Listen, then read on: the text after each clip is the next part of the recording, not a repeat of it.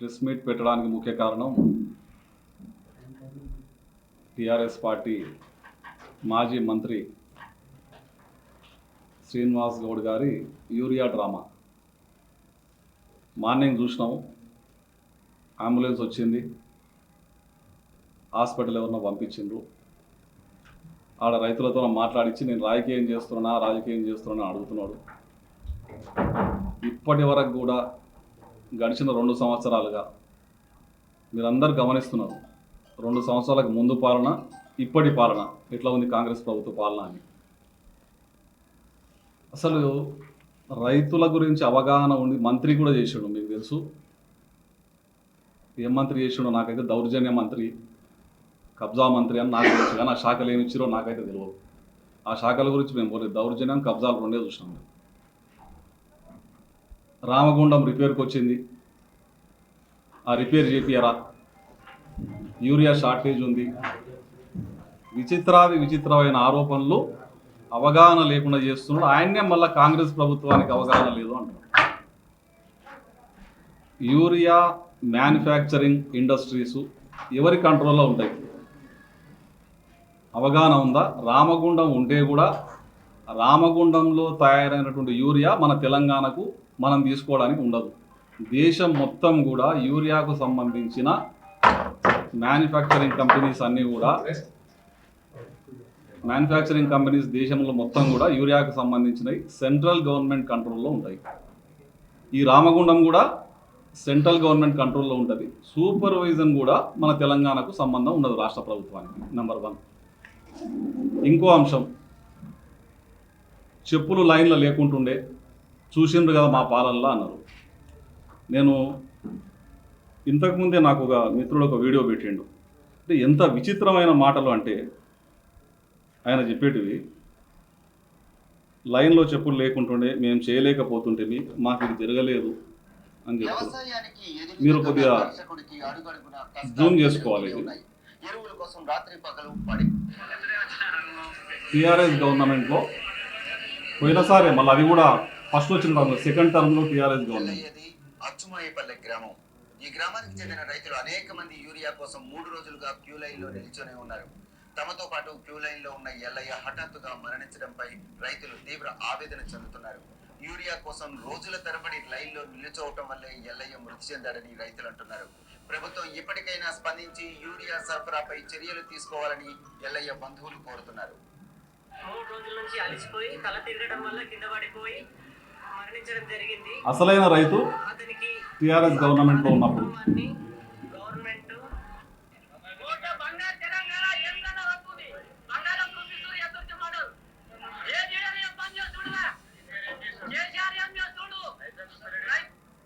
విన్నారు కదా. అంటే ఈ వీడియో మీకు షేర్ చేస్తా. అంటే అసలైన రైతులు చనిపోయినటువంటి వీడియోకు సంబంధించిన అంశం వాళ్ళ గవర్నమెంట్లో, టీఆర్ఎస్ గవర్నమెంట్లో. బంగారు తెలంగాణ అన్నారు కదా, కేసీఆర్ ఏం చేస్తున్నాడు, రైతులు హఠాన్మరణం చెందిన లైన్లో ఉండే అని చెప్తారు. మా దగ్గర లైన్లే లేకుండే, మా దగ్గర క్యూలే లేకుండే, మేము ఇళ్ళ కాడికి మా బండ్లు పెట్టి పంపించినాం చెప్పడానికన్నా సోషల్ మీడియా ఉంది, మీడియా ఉంది, మొత్తం రికార్డెడ్ ఉంటుంది. వీడియోస్ అన్నీ కూడా దీంట్లో నిక్షిప్తమై ఉంటాయి. మాట్లాడేటప్పుడు ఒక మంత్రి పని చేసినావు, ఒకసారి ఎమ్మెల్యే చేసినావు, 10 సంవత్సరాలు ప్రభుత్వంలో ఉన్నావు, అవగాహనతో మాట్లాడాలి కదా. అడ్డగోలిగా నోటికి ఏది వస్తుంది మాట్లాడితే ఇట్లా. రైతులు చచ్చిపోయింది అప్పుడు, ఉదయము ఒకరిని ఆయన హాస్పిటల్లో జాయిన్ చేసిన అని చెప్పిండు. సంతోషం, ప్రతి దానికి కూడా విత్ ఎవిడెన్స్ తెప్పించుకొని మాట్లాడుతూ ఉన్నాం. Anjaneyulu son of Bheemaiah, caste Pichchaguntla, village Kakarlapadu, ఆయన రిక్షా కార్మికుడు, హాస్పిటల్లో ఉన్నాడు. మనం అందరం పోదాం, ఇప్పుడు మీడియా సమక్షంలో మాట్లాడదాం. రిక్షా కార్మికుడు, ఆ రిక్షా ఓనర్ కూడా నజీర్ హుసేన్ అని చెప్పి రిక్షా ఓనర్ కూడా, ఆయన రిక్షా గుత్తకిచ్చిన ఓనర్ కూడా ఉన్నాడు. ఆయన ట్రిప్పులు చేసుకుంటాడు రోజు. ఆయనకు ఫిట్స్ అనే రోగం ఉంది. ఆయన అనుకోకుండా ఫిట్స్ వచ్చి, అమావాస్య రోజు ఏదో ఫిట్స్ వస్తుందని కొంత ఇది ఉంది కదా సైంటిఫికల్ కూడా, ఫిట్స్ వచ్చి పడిపోతే అక్కడ ఉన్న రైతులు తీసుకుపోయి పక్కకు బండబెట్టిండ్రు. ఆయనను రైతుగా క్రియేట్ చేసి రైతును పట్టుకోండి అని, రైతును కాపాడండి అని, రైతును పంపిస్తున్నా అని, నా అంబులెన్సులో అని. అసలు వీళ్ళు ఇంటికి వెళ్ళి దోషి పెడితే కూడా అట్లా మాట్లాడరేమో. నేను చేసిన నా అంబులెన్సు, నా నా నా నా నువ్వు 10 ఏళ్ళ కింద వచ్చినప్పుడు నీ ఏం లేకుండే, ఇప్పుడు అంబులెన్సులు లీవే అయినాయి, ఫామ్ హౌస్లు లీవే అయినాయి, రైతులు రిక్షా కార్మికులు రైతులైంది. అసలైన రైతులు మరణించింది టీఆర్ఎస్ ప్రభుత్వంలో. రామగుండం అనేది సెంట్రల్ గవర్నమెంట్ మొత్తం చూసుకుంటుంది, దానికి సంబంధించిన అంశం స్టేట్ పరిధిలోకి రాదని కూడా ఆయనకు తెలియాలి, అది కూడా తెలియదు. దాని గురించి కూడా మాట్లాడము. మొత్తం మన దేశానికి దాదాపుగా మన తెలంగాణ ప్రభుత్వం 10 లక్షల పైచులకు మెట్రిక్ టన్నులు కావాలని చెప్పి కేంద్ర ప్రభుత్వాన్ని కోరడం జరిగింది. దాంట్లో భాగంగా దాదాపు 4 నుంచి 5 లక్షల మెట్రిక్ టన్నులు కేంద్ర ప్రభుత్వం పంపించడం జరిగింది ఇప్పటికే. రైల్వే రేక్స్ అంటే పంపించడానికి, రైతులందరూ కూడా వినాలి ఈ మెసేజ్, పంపించడానికి అంటే రైల్వే గూడ్స్ అనుకోండి మీరు, ఆ రైతులు పంపించడానికి ఉపయోగపడే గూడ్స్ కూడా మొత్తం ఫ్లడ్స్ వచ్చినాయి వేరే దగ్గర. ప్రయాణానికి రైల్వేలకు సంబంధించి రైల్వే ప్రయాణం అనేది నిలుపుదల చేయబడ్డది, రైల్వే రేక్స్ రావడానికి ఇబ్బంది అయింది. కాబట్టి కేంద్ర ప్రభుత్వం పంపించే దాంట్లో కొంత జాప్యం జరిగినమాట వాస్తవం. కానీ రైతుల గురించి మాట్లాడుతున్నాడు, నాట్లు అని. ఇంకో విషయం కూడా చెప్తా ఉన్నా, యూరియా నాట్లు పెట్టినప్పుడు మొదటిసారిగా యూరియా వేస్తారు, ఒక రౌండ్ అయిపోయింది. రెండవసారి మళ్ళీ 15-20 రోజుల తర్వాత వేస్తారు.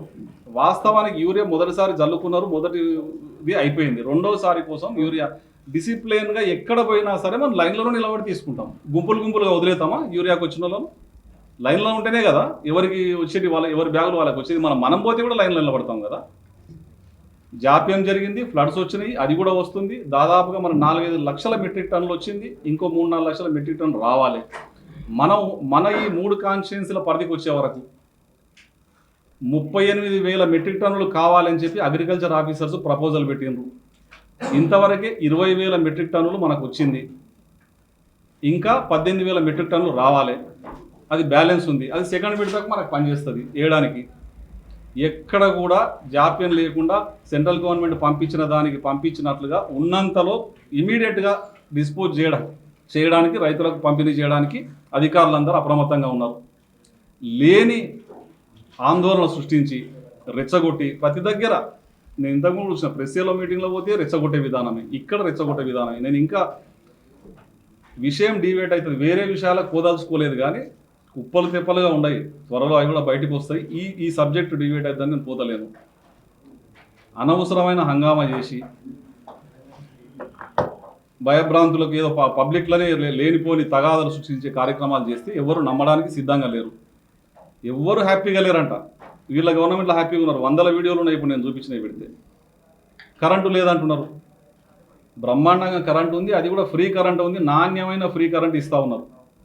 నోటికి ఎంత వస్తే అంత మాట్లాడితే అదే రైతులు, అదే కార్మికులు, అదే లబ్ధిదారులు నీకు బుద్ధి చెప్తారు. మళ్ళీ కూడా ఒకసారి బుద్ధి చెప్పింది ఆల్రెడీ.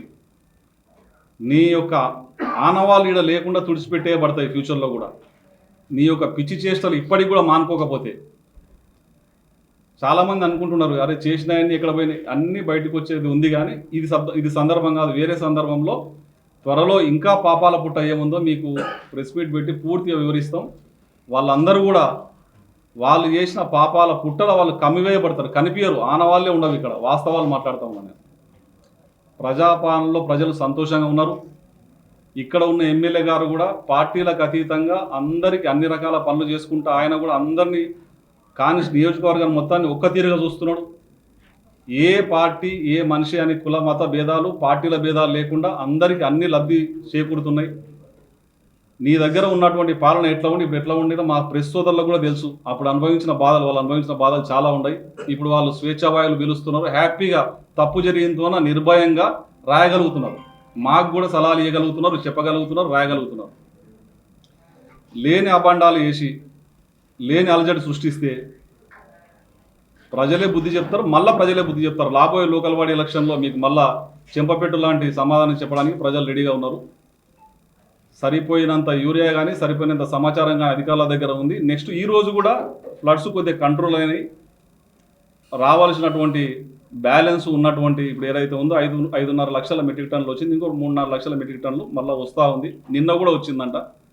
సఫిషియెంట్గా రైతులందరికీ కూడా యూరియా ఉంది. ఇంకో విషయం, ఇప్పుడు రైతులు కూడా ఏం చేస్తున్నారంటే నాకు దీంతో పాటు వరితో పాటు మక్కలకేస్తున్నారు, పత్తికేస్తున్నారు యూరియా. మిగతా దాంట్లో కూడా యూరియా వాడకం పెరిగింది. అయినా కానీ సఫిషియెంట్గా యూరియా సరిపోతుందని అగ్రికల్చర్ ఆఫీసర్లు చెప్తా ఉన్నారు. అలజడి ఇబ్బంది చెందాల్సిన అవసరం లేదు, అందరికీ యూరియా అందుతుంది. ఉదయం వచ్చిన రిక్షా కార్మికుడు రైతుగా క్రియేట్ చేసి ప్రజలను తప్పుదావ పట్టించడానికి, రైతులను తప్పుదావ పట్టించడానికి చేసే ప్రయత్నం బెడిసి కొట్టింది. మీరు ఇంటర్వ్యూ తీసుకోవచ్చు. ఆ రైతు కార్మికుడు హాస్పిటల్లో ఉన్నాడు, హాస్పిటల్లో జాయిన్ చేసిండ్రు. మేము కూడా అక్కడికి వెళ్ళి ఇప్పుడు మాట్లాడాలని అనుకుంటున్నాం.